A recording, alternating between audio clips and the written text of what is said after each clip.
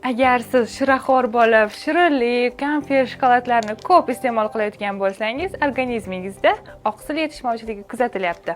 Shokoladning o'rniga qaynatilgan tuxum, go'sht va dukkakli mahsulotlarni ko'proq iste'mol qiling.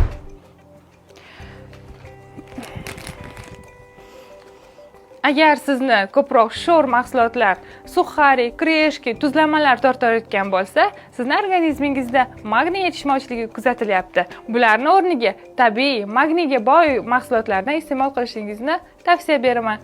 Ya'ni qovoq urug'i, shpinat yoki bo'lmasam yong'oqlarni. Agar siz shu kunlarda ko'p unli mahsulotlarni, bulochka, kruassanchik, nonli mahsulotlarni iste'mol qilayotgan bo'lsangiz, unda sizda vitamin B12 yetishmovchiligi kuzatilyapti. Bu mahsulotlarning o'rniga siz ko'proq lasos, qaynatilgan tuxum yoki bo'lmasam omegaga boy mahsulotlarni ko'proq iste'mol qiling.